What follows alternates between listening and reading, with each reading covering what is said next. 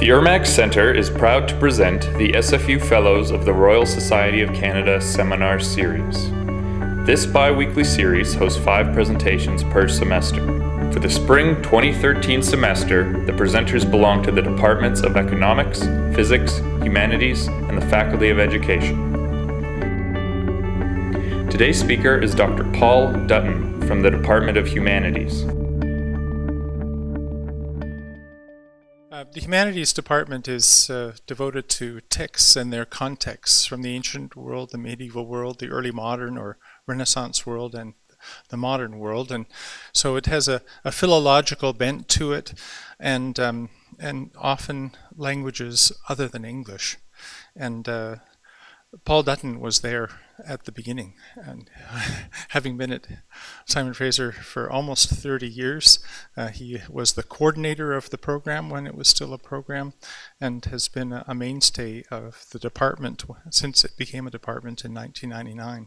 I think we can say that Paul is a world authority on Charlemagne and on Carolingian culture, and he asked me to keep my introduction short, and so I'll stop there. Paul, you'll have to make your way down from the...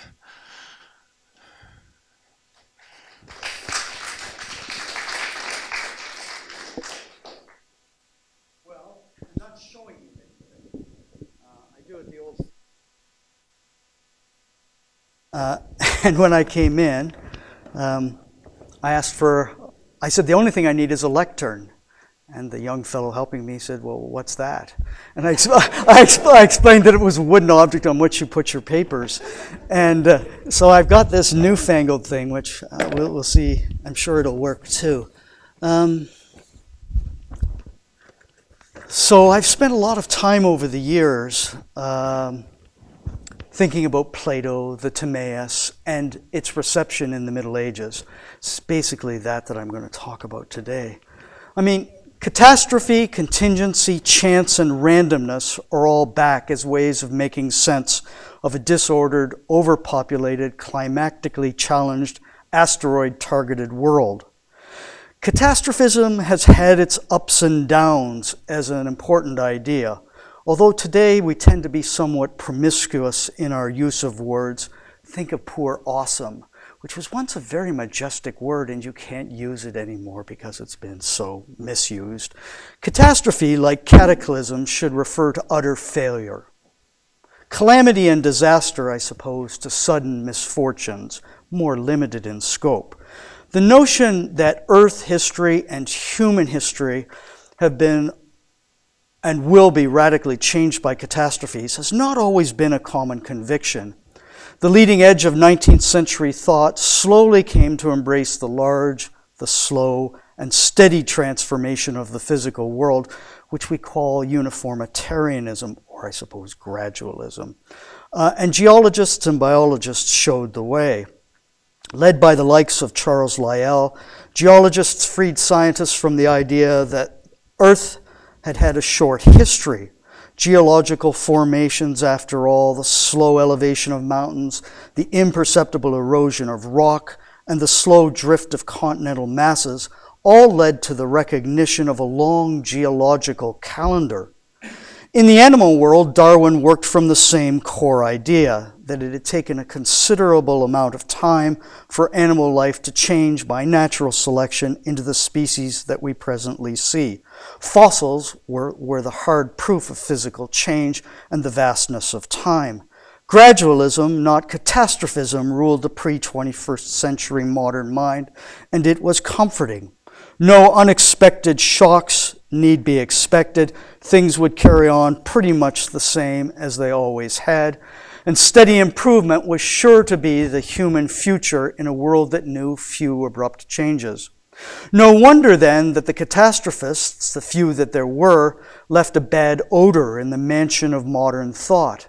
Immanuel Velikovsky in the 1950s was shunned for his extreme catastrophism, and not just for the pure wackiness of his ideas, among which were his claim that the planet Venus was a comet, and that various erratic movements of the inner planets had caused major Earth catastrophes, such as the biblical plagues, floods, and disappearance of the island continent of Atlantis. But catastrophism has roared back over the last 35 years. In 1980, the Alvarezes, father Walter and son Louis, proved to the satisfaction of most scientists that 65 million years ago, an asteroid the size of Mount Everest had struck the Earth off the Yucatan Peninsula, casting a layer of asteroid and Earth ash into the air that blocked solar rays, cooled the Earth, killed off the dinosaurs, and almost 75% of all life. It was a fine theory supported by a layer of iridium in sediment deposits around the world.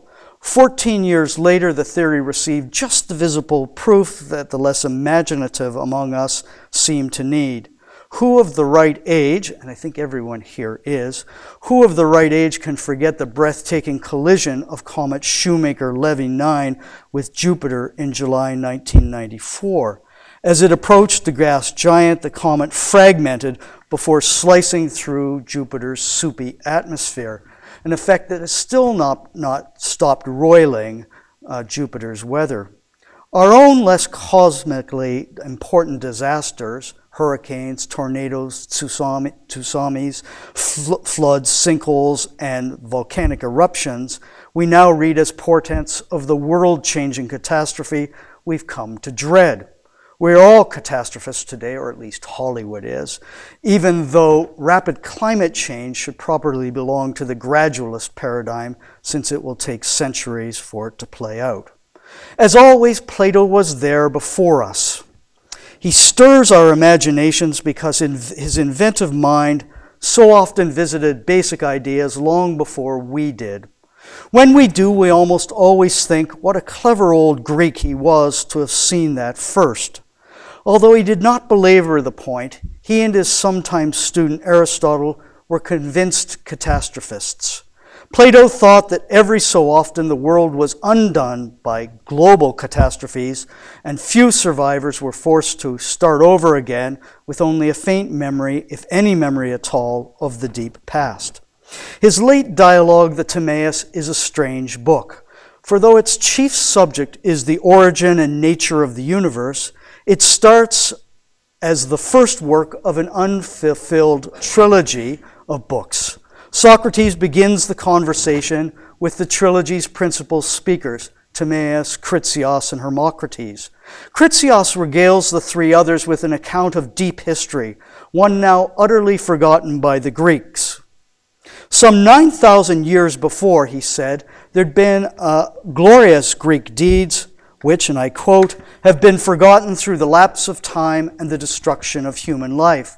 The Greeks now possess no knowledge hoary with age. There have been, he says, and will be hereafter many diverse destructions of mankind, the greatest by fire and water. How was Critias able to fill in that lost history?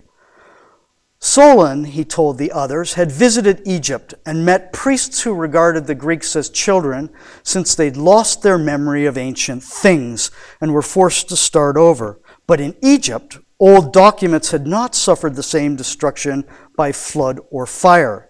That story Solon told to the great-grandfather of Critias, who told it to his grandfather, who told it to him, and now he to Socrates, Timaeus, and Hermocrates. Among the things the younger Critias heard was the story of the island continent of Atlantis and of its destruction in the great Western Sea. In a surviving fragment of the second dialogue of the trilogy, the Critias, Critias examines the Society of Atlantis, which seems remarkably like Plato's imagined republic. In the Statesman and the Laws, Plato had already set out his conviction that periodic catastrophes of floods, pestilence, and other sorts struck humankind and left only a few survivors behind to begin again. Only mountain peoples would have survived great inundations. Lowland cities would have all been swept away, and the memory and traces of these people and their history would have disappeared. Fire would even things out by unmaking the mountain peoples. In some cosmic crises, God chose to rewind the universe in order to start it up again. At the moment when the world rolls over, God reverses the flow of time so that the old man slowly grows backwards, his gray hair turning black again, youth returning, childhood coming on, and then infancy. So you see, Plato was there before F. Scott Fitzgerald and Brad Pitt retold the story as the curious case of Benjamin Button.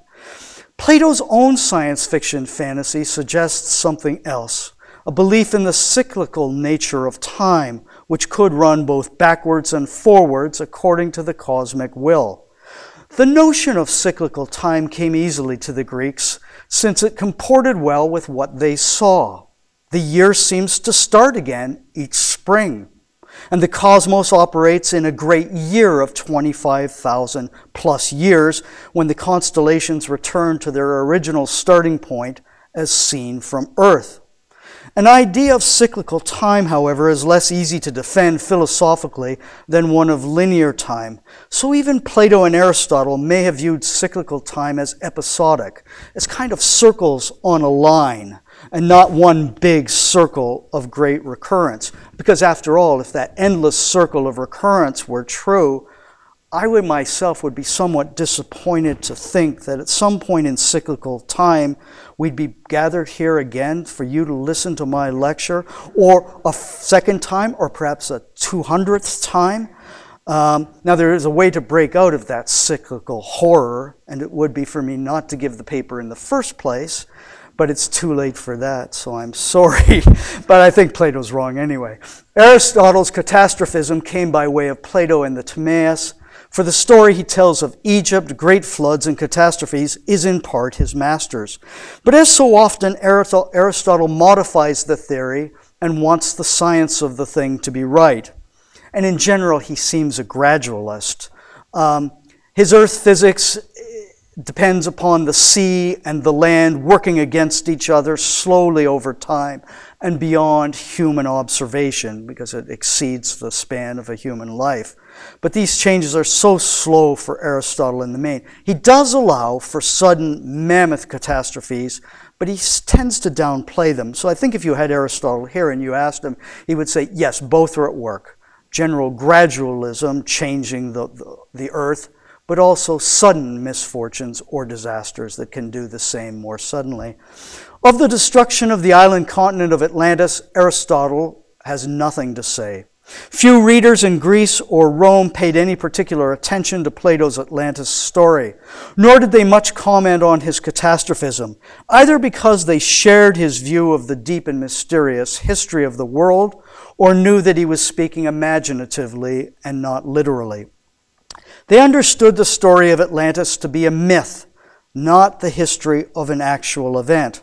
Proclus, the Greek commentator of the Timaeus, said that Crantor, the author of an earlier and now lost commentary on the dialogue, said that Plato's peers used to kid him, saying that he'd not really invented his republic, but copied Egyptian institutions.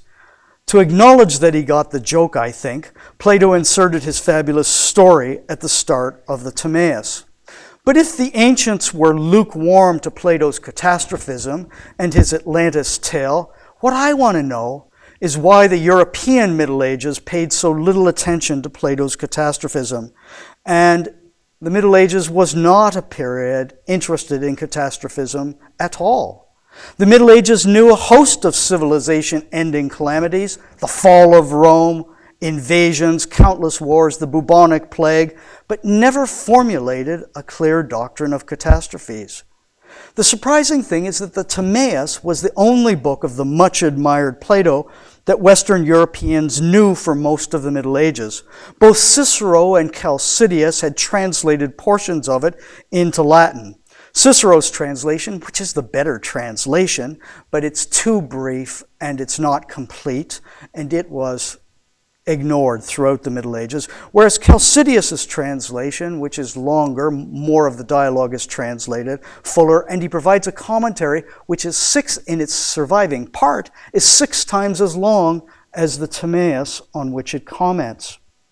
In that extensive commentary, Chalcidius does not take up Critias's account of early Greeks and world history, does not speak of catastrophism, and never mentions Atlantis. By the late 11th and 12th centuries, medieval schoolmen had begun to take the Timaeus very seriously, teaching, glossing, and commenting on the whole work. So what did they think of Plato's catastrophism? As it turns out, not very much. Or rather, they failed to recognize and engage the doctrine of catastrophism, or even the example of the destruction of Atlantis. The systematic glossators and commentators among them did need to comment on Plato's translated words. That's what a systematic gloss is. It goes through and it comments on everything. So they needed to comment on it, but they were, and they'd been sharply interested in various points in the introduction to the Timaeus. The talk of an ideal city, the education of the young, and Socrates' startling suggestion that women should be held in common. This outraged them. Bernard of Chartres in the early 12th century was so shocked by Socrates' idea of sharing women. He ultimately recovers. What Bernard of Chartres comes up with is he says, if Socrates truly said that women should be held in common, then I can't agree with him. But I don't believe that's what he really meant. And so they give a kind of different sort of explanation for what Socrates was really trying to say. The community of man. You treat all women as your sisters, that kind of thing, which isn't what Socrates meant at all, of course. Socrates was, after all, revered as the philosophical father of ethics and morality by Christian thinkers. Plato's notion of the impact of catastrophes, however, produced no excited defense or repair by the commentators. The medieval readers of the Timaeus responded to its introductory material in a dutiful way, but were neither inspired nor alarmed by its catastrophism. Their collective treatment of the introductory speech of Critias can be reduced to three chief areas: matters mythological, matters chronological, and matters geographical.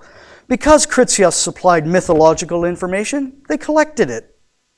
They were also interested in sorting out the chronology both of the story, who gave it to whom, when, and were struck by the news that the events described went back 9,000 years, though they didn't yet live under that hard Catholic doctrine that the world had begun in 4004 BCE. That's thanks to James Ussher, the Irishman. As to the island continent of Atlantis, they noted its placement in the west beyond the gates of Hercules, but were almost completely uninterested in its disappearance. One has to wonder why, if they took Plato seriously, and many of them did, that they didn't seem bothered by Critias's account to find their own worldview shaken. For the implication of Plato's dialogue was that the world was not stable, history was unfixed, and time not as linear and progressive as they assumed. William of Conches, the most systematic of the 12th century glossators of the Timaeus, can serve as our guide to the problem. First, William was convinced that what Critias had to say was an extraordinary thing and therefore less than certain. It was a kind of one-off. And he characterized it, indeed much of William's treatment of the Critias is characterized by his commitment to play it straight, to try to understand Plato as well as he can, and Socrates' statements, and to claim that when Plato went out of bounds and said something unacceptable, that he was speaking metaphorically. They had a little catchphrase for this, either per involucrum or per integumentum, which is really under the cover and cloak of hidden truth, and so they would find the truth by interpreting it. He didn't have to, when it came to catastrophism, to resort to these techniques of accommodation and avoidance, because he wasn't all that troubled by Critias' speech.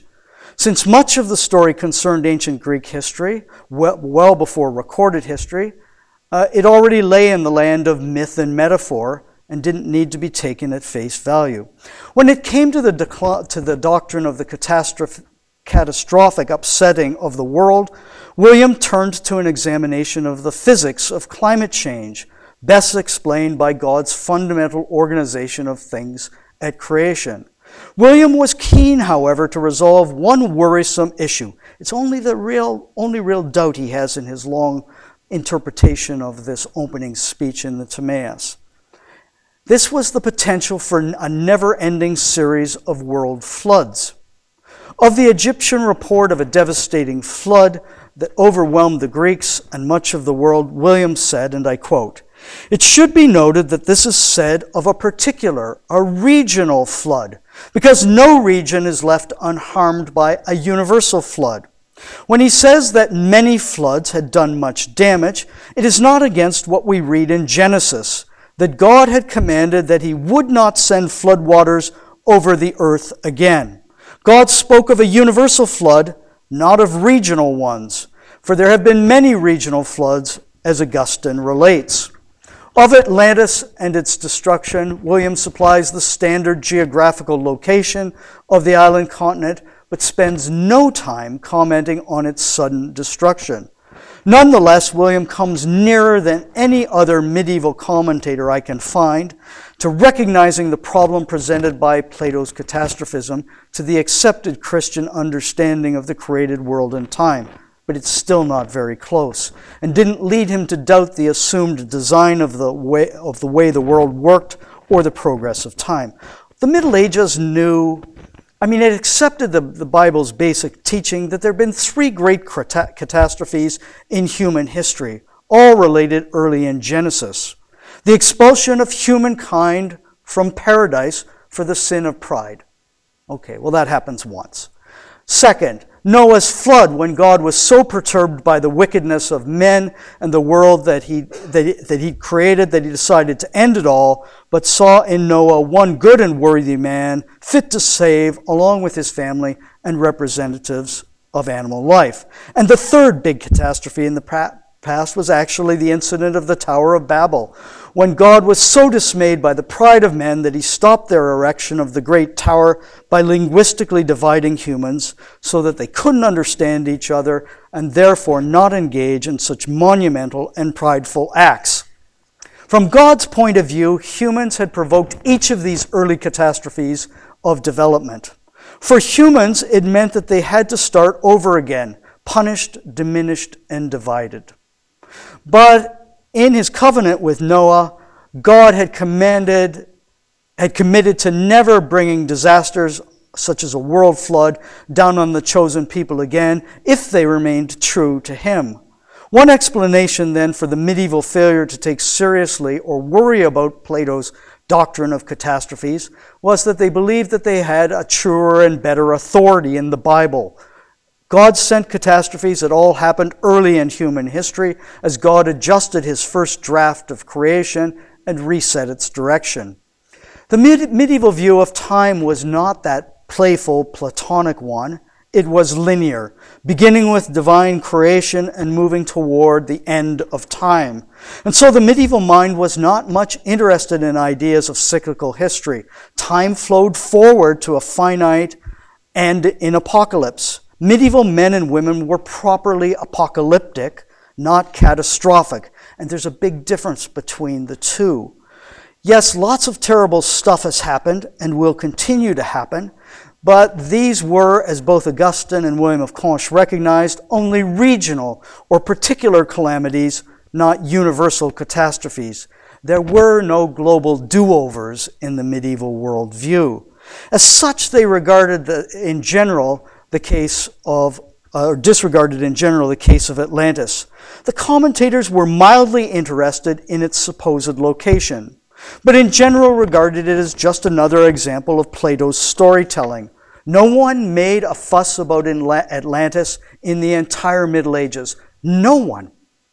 The obsession with it, the conviction that it was a real place, and efforts to locate its ruins are an entirely early modern and modern madness that dates from after 1492. Lost Atlantis served as a conceptual bridge to the Americas. After all, both medieval and Renaissance men and women were authority-bound.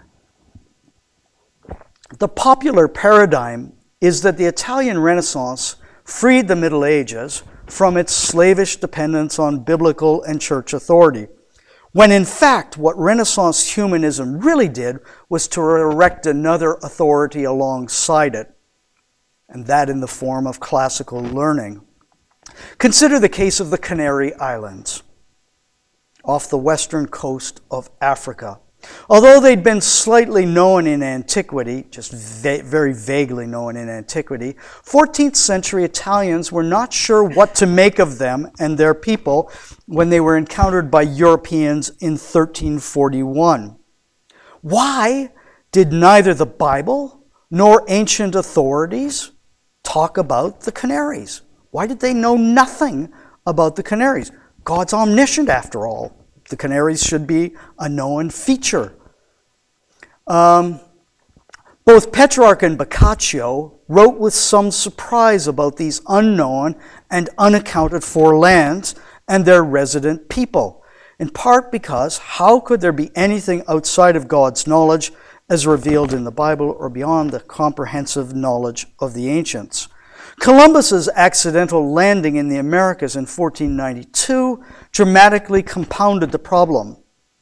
He thought that he was on his way to a known place, Japan, and from there to India, which may have comforted him and his crew, but slowly it dawned over the next 20 years on Amerigo Vespucci and others that these were previously unknown lands, or were they? One possible answer, and at the same time a defense of ancient authority, was that the Americas were Plato's lost island continent. Other biblical possibilities could be cited as well, including the lost tribes of Israel being the Mayans or something like that. There are all sorts of theories like that. But those theories seem something of a stretch. The whiff of Atlantis permeates Thomas More's Utopia, which is an experiment with an ideal government influenced by Plato's Republic and located on an overseas island. More's fund may have been more Platonic in inspiration, but others took Atlantis seriously as a way to fit the unknown into the known. With the old authority systems creaking and threatening serious collapse, many saw Plato's Atlantis as the necessary connection to and explanation for the apparent existence of new knowledge and new geography. They were not so new after all. But the old authorities had come with a set of checks and balances, interpretive complexities, and caps that prevented thinkers from venturing too far off course. When authority lost its gold standard perfection, its internal filters to truth, people were cut loose to use and abuse it as they saw fit. The seekers after a real Atlantis, whether they found it in Thera, in the Mediterranean, Sweden, there's a big argument about Sweden being Atlantis after all, or the Americas, they accepted the real existence of Atlantis without taking the measure of Plato's playful and inventive mind or the nature of myth into consideration. The Middle Ages didn't make that mistake, but at the same time it was unable to engage with Plato's catastrophism. It just didn't translate very well into their different conceptual scheme of how the world worked. They were, for the most part, unworried by near total catastrophe, since God had promised that he was finished with such universal floods and mass destructions. The stopping and restarting of civilization just didn't make much sense in a linear story of human progress and the approaching end of linear time. We postmoderns may believe in the possibility of an accidental or human-caused end to our world, but ancient thought has not translated well into our time, and so some of us, without the textual wisdom to assess ancient authority, have taken the myth of Atlantis as true and go looking for the non-existence, or take biblical authority as the literal truth and go looking for Noah's Ark. Somewhere, I think, and I'm at an end, somewhere, I think, in the fiery Empyrean, Plato must be laughing uncontrollably, while beside him, I think, Aristotle sits by weeping. And William of Conches looks over it all and wonders what the heck is going on. That's the end. Thank you.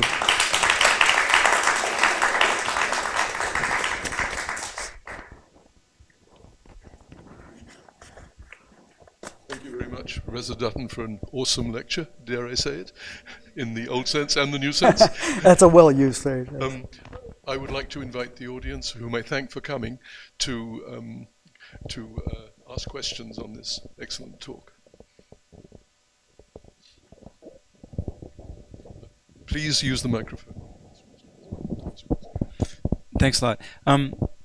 So biologists think of the pre-Darwinian time as being one where the Western society was very interested in catastrophes, because when they first found the fossils, they said, well, there must have been many floods, and Hutton and then after him Lyell were working very hard to prove gradualism, because it wasn't actually the idea that was out there. So you presented the 19th century. So what happened? You got the medievals who were happy because they wanted linear time.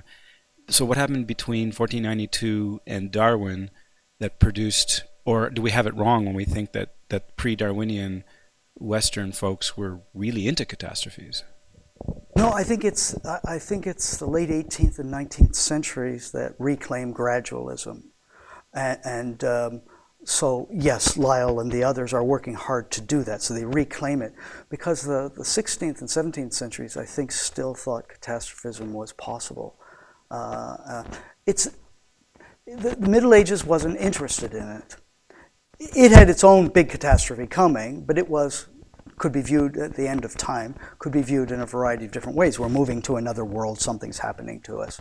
So I think I haven't really explored the 16th and 17th centuries on catastrophism proper, but my impression is that it makes a comeback after the Middle Ages. The Middle Ages had kind of damped down some of that in general, but it was worth exploring further, because I started following Atlantis at a certain point in the lecture.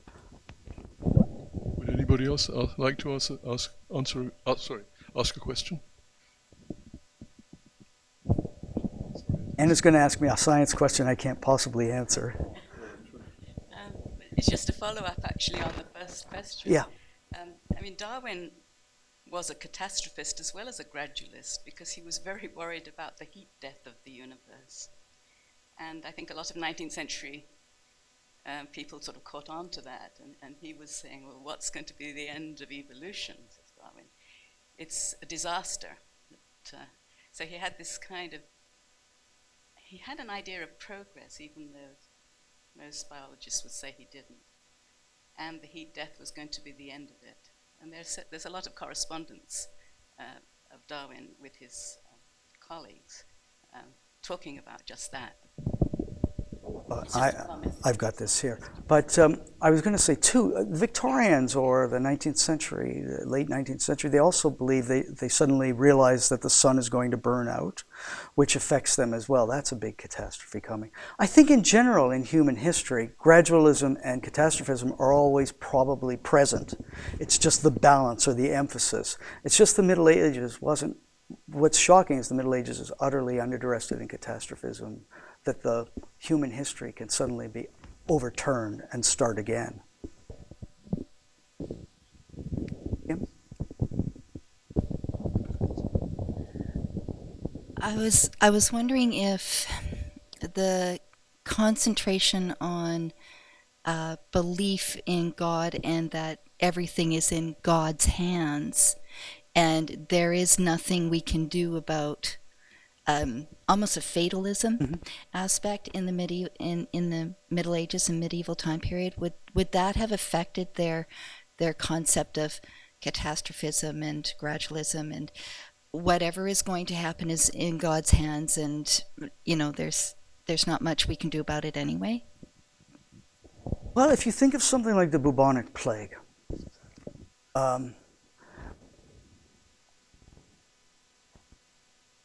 I mean, the old caricature was that in Islamic lands, which were hit just as hard as Western Europe, there was a general fatalism.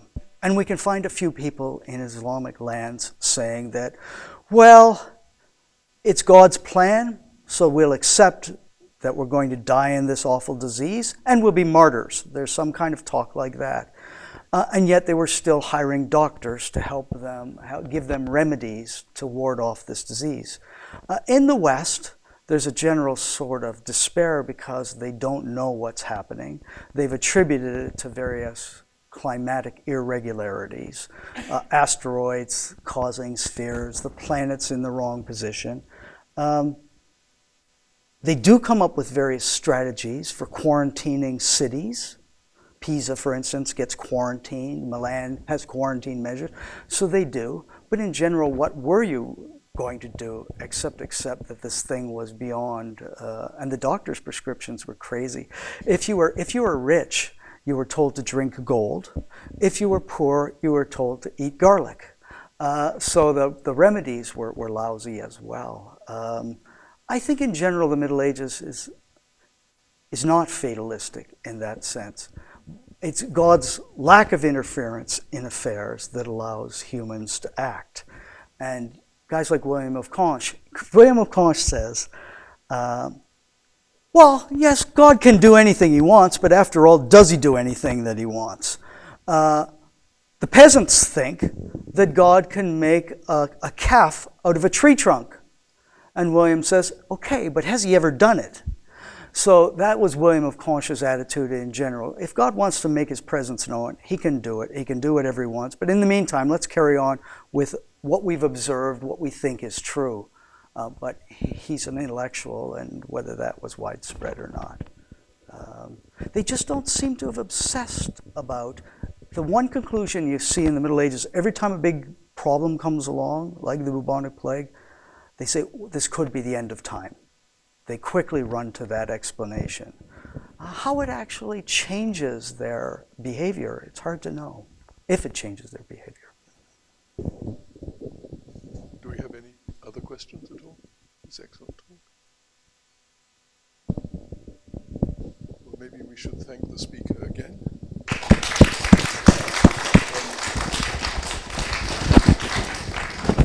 I'd just like to personally thank Professor Dutton, and I'd like to thank all the speakers who, in the Royal Society of Canada series, who've spoken. We've had 20 of the 35, roughly, I think you said, members of the Royal Society of Canada or fellows of the Royal Society of Canada who've spoken, and I think it's been quite a success.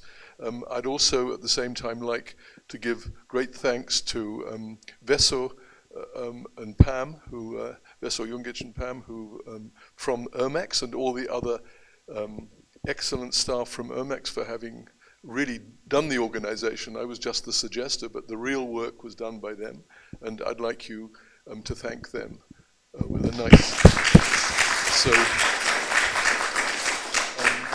I understand there'll be some refreshments. I also wanted to say that I hope the idea of this series was to give some, if you like, some vision to who the members of the Royal Society, who the fellows of the Royal Society at Simon Fraser are, and also I hope that if you have any idea of any other activities that the Royal Society could, the fellows of the Royal Society could be involved in. I was thinking perhaps of some interesting series of seminars or some